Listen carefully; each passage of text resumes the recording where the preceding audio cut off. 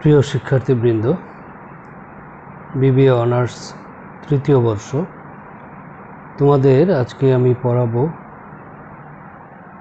Audit and assurance কোর্সের নিরীক্ষার দায়িত্ব উদ্দেশ্যসমূহ। এর মধ্যে যে টপিকসগুলি নিয়ে আলোচনা করব তা হলো আর্থিক বিবরণী প্রস্তুতি ব্যবস্থাপনার দায়িত্ব, নিরীক্ষার ব্যাপারে ব্যবস্থাপকের দায়িত্ব এবং নিরীক্ষকের দায়িত্ব। আর সময় পেলে আমরা আর্থিক বিবরণীর চক্রটি নিয়ে একটি কথা বলবো। তো তোমাদের গত ক্লাসে আমি একই চ্যাপ্টারের কিছু ইম্পর্ট্যান্ট ইস্যুস নিয়ে কথা বলেছি। আজকে এই বিষয়গুলিও তোমাদের পরীক্ষায় আসে। আর্থিক বিবরণী প্রস্তুতে ব্যবস্থাপনার দায়িত্ব, management responsibility regarding financial statements. কোম্পানির নিজস্ব ব্যবস্থাপক অথবা অন্য কোনো দায়িত্বপ্রাপ্ত ব্যক্তি বাংলাদেশের নিরীক্ষা আদর্শ অনুযায়ী কিছু কার্য সম্পাদন করতে হয়। যেমন প্রথমত, প্রয়োগযোগ্য অর্থনৈতিক রিপোর্টিং কাঠামোর নিয়মাবলী অনুসারে অর্থনৈতিক প্রতিবেদন প্রস্তুত করা। এটি প্রথম কাজ। প্রয়োগযোগ্য অর্থনৈতিক রিপোর্টিং কাঠামোর নিয়মাবলী অনুসারে অর্থনৈতিক প্রতিবেদন প্রস্তুত করা। দ্বিতীয়ত, আর্থিক বিবরণীর যে কোনো ধরনের জালিয়াতি বা ভুল থেকে দূরে রাখার জন্য ব্যবস্থাপকগণ অথবা দায়িত্বপ্রাপ্ত ব্যক্তিবর্গ আভ্যন্তরীণ নিয়ন্ত্রণ ব্যবস্থা চালু রাখবে। তাহলে ব্যবস্থাপককে আভ্যন্তরীণ নিয়ন্ত্রণ ব্যবস্থা নিশ্চিত করতে হবে। তৃতীয়ত, ব্যবস্থাপক এবং দায়িত্বপ্রাপ্ত ব্যক্তিবর্গ নিরীক্ষককে নিচের সুবিধা বা অধিকার প্রদান করবে। 1 নম্বর, ব্যবস্থাপক অথবা পরিচালনার দায়িত্বপ্রাপ্ত অন্য ব্যক্তিবর্গের মতে যেসব তথ্য অর্থনৈতিক প্রতিবেদন প্রস্তুতে প্রাসঙ্গিক সেসব তথ্য পরীক্ষার অধিকার নিরীক্ষককে দিতে হবে। অর্থাৎ যেসব অর্থনৈতিক প্রতিবেদন প্রস্তুতে প্রাসঙ্গিক যে সমস্ত তথ্য, সেগুলি দেখার অধিকার নিরীক্ষককে দিতে হবে। খ বা 2 নম্বর, নিরীক্ষক যদি প্রাসঙ্গিক তথ্যাবলীর পাশাপাশি আরও কিছু অতিরিক্ত তথ্য পরীক্ষা করতে চায়, অর্থাৎ নিরীক্ষকের চাহিদা অনুযায়ী, তা নিরীক্ষককে সে অধিকার দিতে হবে। নিরীক্ষক যদি প্রাসঙ্গিক তথ্যাবলী ছাড়াও মনে করেন যে আরও কিছু অতিরিক্ত তথ্য তার প্রয়োজন, তাহলে সে সমস্ত তথ্য নিরীক্ষককে সরবরাহ করতে হবে অথবা নিরীক্ষককে সে অধিকার দিতে হবে।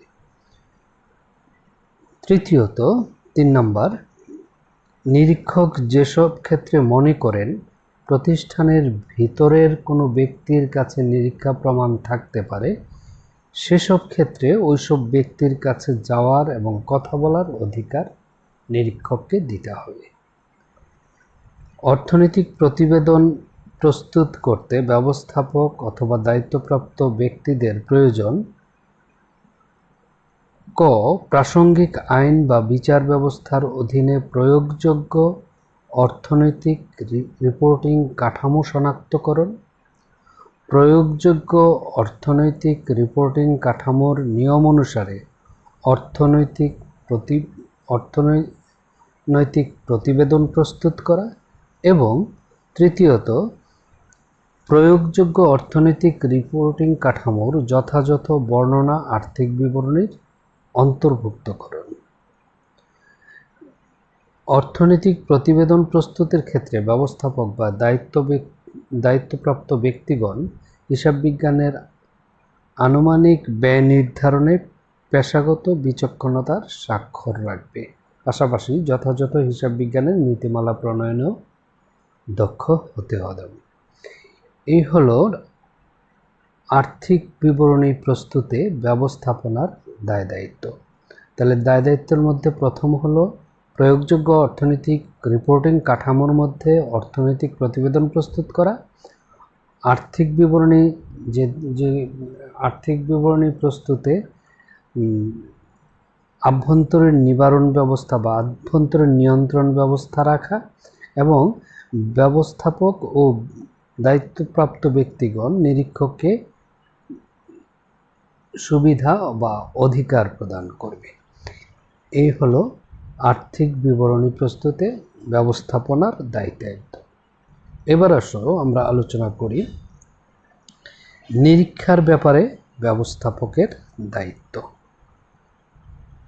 নিরীক্ষার বিষয়বস্তু অর্থাৎ আর্থিক বিবরণী প্রস্তুত করা যেমন ব্যবস্থাপনার দায়িত্ব, তেমনি আর্থিক বিবরণীগুলো নিরীক্ষার ক্ষেত্রে ব্যবস্থাপনার কিছু দায় দায়িত্ব পালন করতে হয়। যেমন প্রথমত প্রতিষ্ঠানের আর্থিক বিবরণীগুলি যেমন income statement, balance sheet, cash flow statement, owner security statement ইত্যাদি প্রস্তুতে ব্যবহৃত প্রাসঙ্গিক দলিলপত্রাদি এবং নথিগুলো অন্যান্য যেসব বিষয়ে ব্যবস্থাপকের অবগত থাকার কথা সেসব বিষয়ে নিরীক্ষককে তথ্য দিয়ে সহায়তা করা। অর্থাৎ এই income statement, balance sheet, cash flow statement এবং মালিকানা সত্ত্ব, ইনকাম স্টেটমেন্ট এবং ওনার সিকিউরিটি স্টেটমেন্ট এই আর্থিক বিবরণীগুলি প্রস্তুত করার ক্ষেত্রে যে প্রাসঙ্গিক দলিলপত্র বা নথিপত্র সেসব বিষয়ে ব্যবস্থাপনার অবগত থাকার কথা সেসব বিষয়ে নিরীক্ষককে তথ্য দিয়ে সহায়তা করা। দ্বিতীয়ত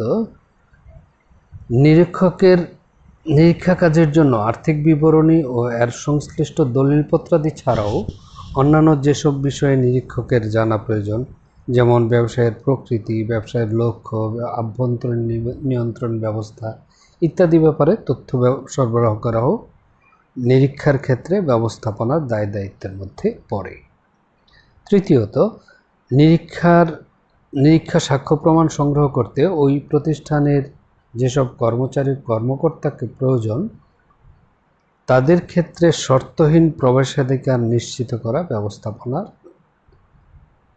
দায়িত্বের মধ্যে বা দায়িত্বের অন্তর্গত। এই হলো নিরীক্ষার ব্যাপারে ব্যবস্থাপনার দায় দায়িত্ব। নিরীক্ষার ব্যাপারে ব্যবস্থাপনার দায় দায়িত্ব মূলত তিনটি। একটা হলো যে সমস্ত তথ্যের ভিত্তিতে income statement, balance sheet, cash flow statement, owner security statement তৈরি করা হয়েছে সেই সমস্ত দলিলপত্রাদি এবং নথিগুলি নিরীক্ষককে তথ্য দিয়ে সাহায্য করা। দ্বিতীয়ত হলো ব্যবসায়ের প্রকৃতি, ব্যবসার লক্ষ্য, আভ্যন্তরীণ নিয়ন্ত্রণ ব্যবস্থা ইত্যাদি সম্পর্কে নিরীক্ষককে অবগত করানো। এবং তৃতীয়ত সাক্ষ্য প্রমাণ সংগ্রহ করতে ওই সব প্রতিষ্ঠানের যেসব কর্মকর্তাকে প্রয়োজন তাদের ক্ষেত্রে শর্তহীন প্রবেশাধিকার অর্থাৎ আনরেস্ট্রিক্টেড অ্যাক্সেস নিশ্চিত করা ব্যবস্থাপনার দায়িত্বের মধ্যে পড়ে। তারপরে আসো আমরা আলোচনা করি নিরীক্ষকের দায় দায়িত্ব। এবার আসো আমরা আলোচনা করি, এটা ন্যাশনাল ইউনিভার্সিটিতে 2015-তে এসেছে। এই প্রশ্নটি একটি ইম্পর্টেন্ট যে নিরীক্ষকের দায় দায়িত্বগুলি কি, অর্থাৎ আর্থিক বিবরণী সম্পর্কে নিরীক্ষকের দায় দায়িত্ব কি। আমরা ব্যবস্থাপনার দায় দায়িত্বটি দেখলাম, এখন নিরীক্ষকের দায় দায়িত্ব কি। নিরীক্ষকের দায় দায়িত্বগুলো যেমন প্রথমত নিরীক্ষা মতামত উন্নয়ন করা, অর্থাৎ নিরীক্ষকের চূড়ান্ত দায়িত্ব হলো এটি। নিরীক্ষা কাজের মুখ্য উদ্দেশ্য বাস্তবায়নই নিরীক্ষকের চূড়ান্ত দায়িত্ব, এটাই স্বাভাবিক। নিরীক্ষা মতামত উন্নয়নে নিরীক্ষকের কাজ হলো আর্থিক বিবরণীর ব্যাপারে যুক্তিসঙ্গত নিশ্চয়তা দেয়া। নিরীক্ষককে যেহেতু কিছু সীমাবদ্ধতার মধ্য দিয়ে কাজ করতে হয়, সেহেতু নিরীক্ষককে কখনই পূর্ণাঙ্গ নিশ্চয়তা দিতে পারে না। এই চূড়ান্ত দায়িত্ব পালনে নিরীক্ষককে যেসব দায়িত্ব পালন করতে হয় তা হলো নিম্নরূপ। 1. বস্তুনিষ্ঠ ভুল খুঁজে বের করা। Find out the material errors. যদি কোনো বস্তুনিষ্ঠ ভুল ত্রুটি থাকে সেগুলি খুঁজে বের করা নিরীক্ষকের দায়-দায়িত্বের মধ্যে পড়ে। আর্থিক বিবরণীর বস্তুনিষ্ঠ ভুলগুলি চিহ্নিত করা মতামত উন্নয়নের জন্য অপরিহার্য। তাই আর্থিক বিবরণীতে ভুলের কারণে কোনো বস্তুনিষ্ঠ অসত্য ম্যাটেরিয়াল মিসম্যানেজমেন্ট হয়েছে তা পরীক্ষা করা নিরীক্ষকের অন্যতম দায়-দায়িত্ব। এজন্য নিরীক্ষককে গণনার ভুল, বাদ পড়ার ভুল, ভুল বুঝাবুঝির ভুল, হিসাব বিজ্ঞানের মানের ভুল, প্রয়োগগত ভুল, সংক্ষিপ্তকরণ এবং ইত্যাদি খুঁজে বের করার চেষ্টা করতে হয়।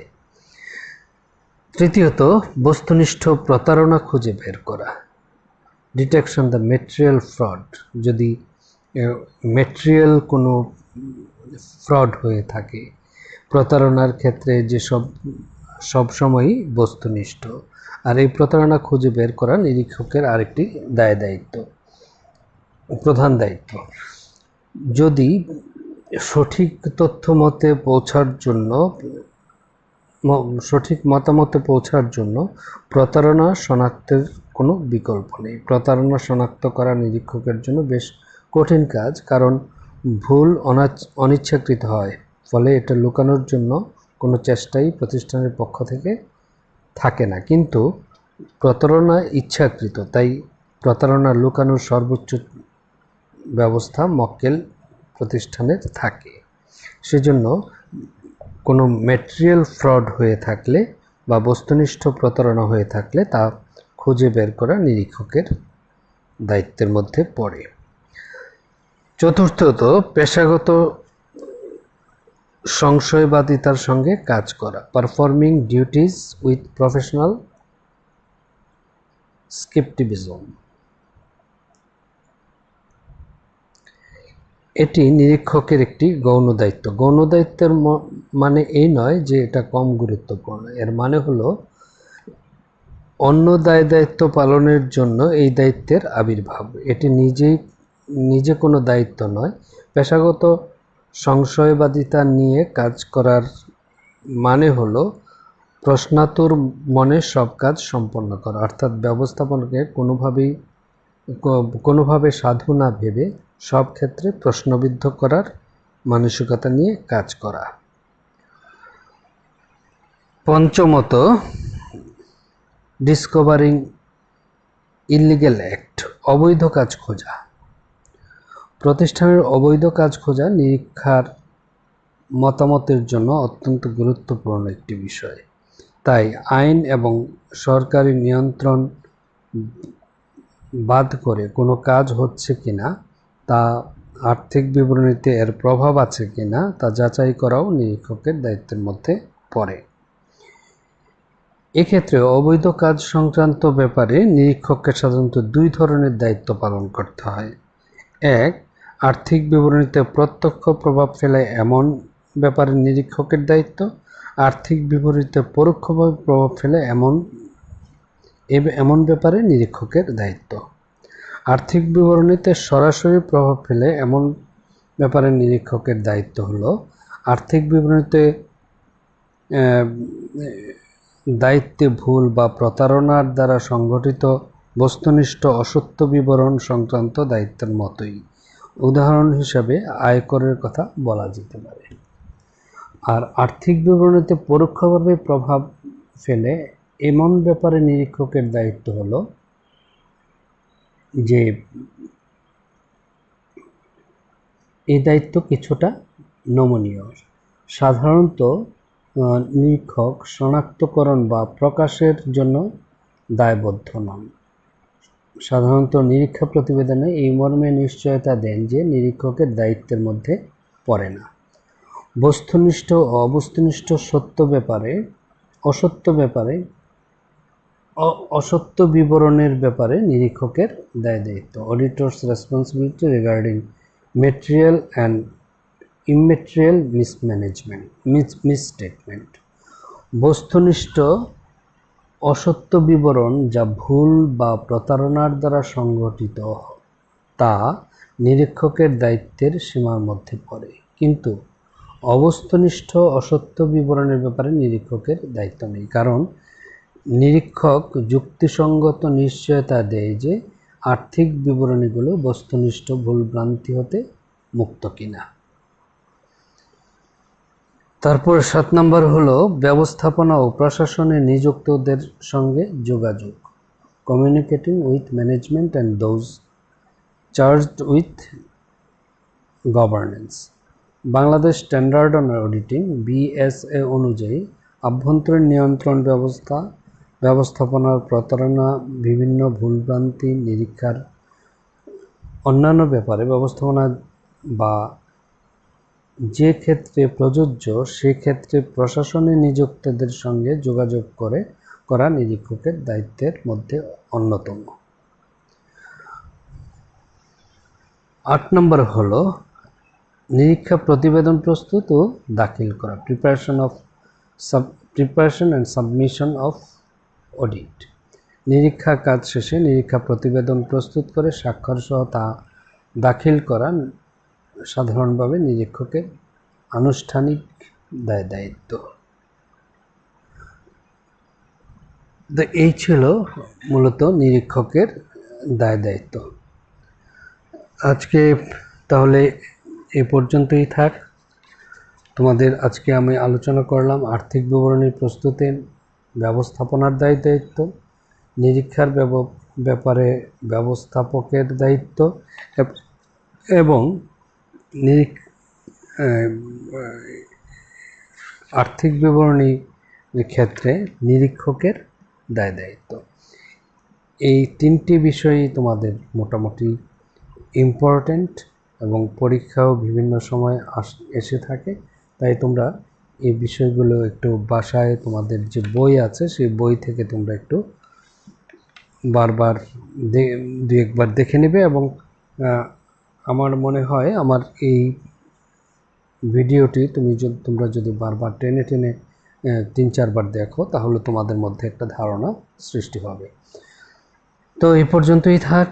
তো সে পর্যন্ত কথা হবে নেক্সট ভিডিওতে। সে পর্যন্ত তোমরা ভালো থাকো, সুস্থ থাকো। আল্লাহ হাফিজ।